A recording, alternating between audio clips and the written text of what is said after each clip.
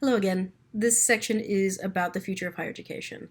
Um, Before we delve into the particulars of core requisites, I thought it would be really useful to look at the broader trends that affect the work that we do. I can't promise a comprehensive forecast of everything that's ahead, but I think there are some interesting ideas to consider as we begin to reconsider our curriculum and our course delivery.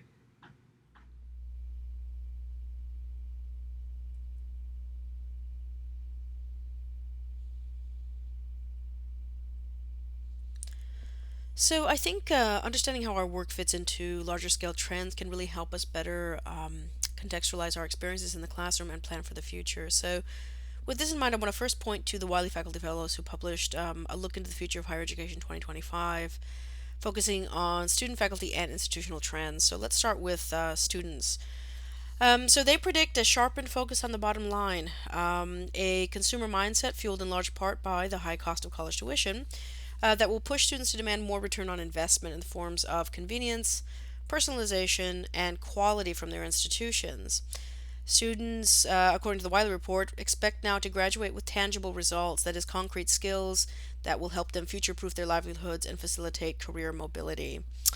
Meanwhile, in our classrooms, students are going to expect more immersive, entertaining, and purpose driven content that sparks their interest and engages them in problem solving and teamwork. They will also continue to need very crucial support to develop their writing, critical thinking, and interpersonal skills that are necessary to succeed and to thrive in the world we live in today.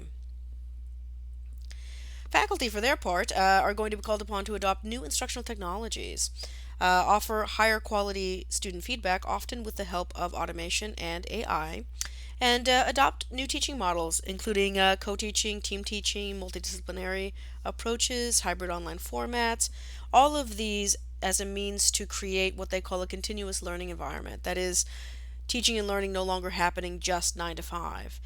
Institutions are going to begin to look at their work more in terms of its capacity to create societal transformation.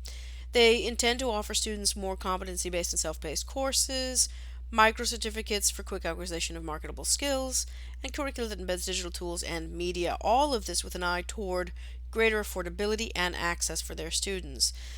We believe also that colleges will continue to play a role in training and vetting students for specific positions within their communities. One.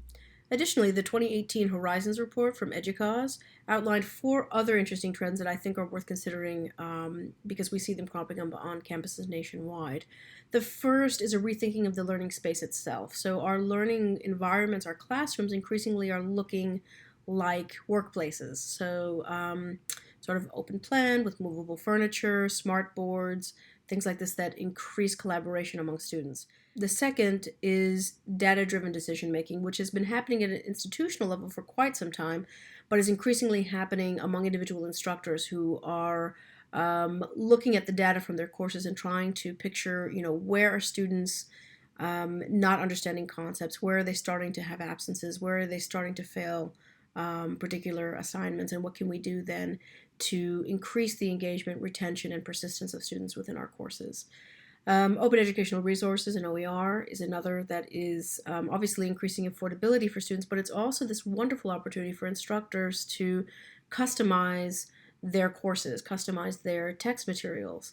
Um, and then finally, we see cross disciplinary, cross institution, and cross sector collaboration increasingly. We know that the challenges that we face as educators are so complex that they require us to break down some of that, as Laura Rendon called it, the agreement of separation.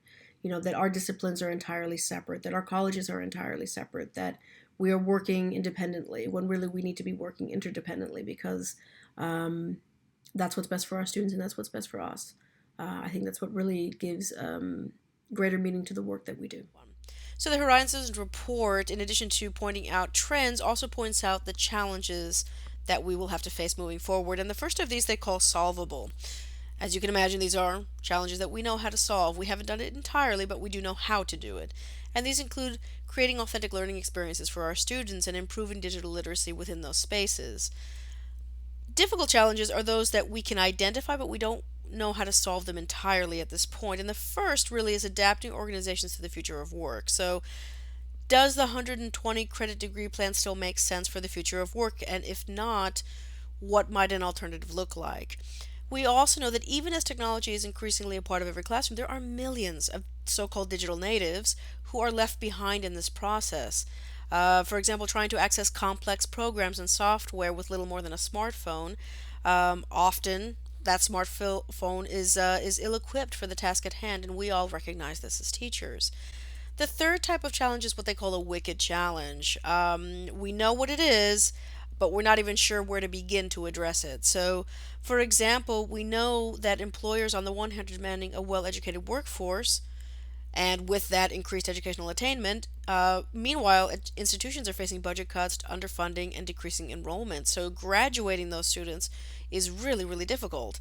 In their 2020 report, EDUCAUSE also pointed to some social factors at play. Our student population is more diverse than ever in terms of race, ability, age, and background.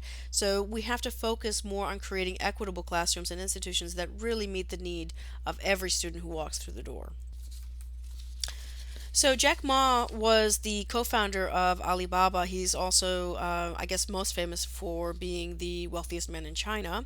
Incidentally, he was also an English teacher at one point, a high school English teacher. So in this clip, he outlines what he sees as the essential challenge of education in terms of teaching approach, curriculum, and the development of the whole person. Join the company, do better than they thought. And everything the company should do is making sure the good environment to training him to be more positive. And everything we do, this is a teacher. And teacher does not mean I know better than you are. Everything I know better than you are because I learn from others. So a teacher should learn all the time. A teacher should share all the time. A teacher should always expect the other people better than you are. And by the way, education, it's a big challenge now. If we do not change the way we teach, 30 years later we'll be in trouble. Because the way we teach, the thing we teach our kids are the things the past 200 years is knowledge-based. And we cannot teach our kids to compete with machine who is smarter. We have to teach something unique. That is, machine can never catch up with us. In this way, 30 years later, our kids have the chance. I hope I answer your question. It's a very difficult one to answer, but what are those skills that you think we need to teach? If we're moving away from knowledge, what are the key things? Value, believing, independent thinking, teamwork, care for others. These are the soft part. The knowledge may not teach you that. Folks, that's why I think we should teach our kids on sports, the music, the painting, art. So making sure humans should be different from everything we teach should be different from machine. If the machine can do better, you have to think about it. So I love that clip because Ma essentially outlines 5 important concepts that students need to understand to move away from a knowledge-based paradigm, a knowledge-based economy, which he calls value, believing, independent thinking, teamwork, and care for others. But what does it all have to do with co-requisites is the good question. I think we can see co-requisites represent all of these trends coalescing. So the push towards acceleration, the needs of differentiated instruction, individualized instruction as a result of that, a desire for more equitable outcomes, and a challenge to all traditional approaches of course delivery and curriculum. So co-requisites themselves are not necessarily a new concept, but they are evolving within this landscape, within these social, educational, political, and economic pressures. Please take a few minutes to write down your reflections. So is there a trend that excites you? Is there one that concerns you? And how do you see your particular institution grappling and responding to these forces? Where do they shine and where could they do better? All right, see you in the next one.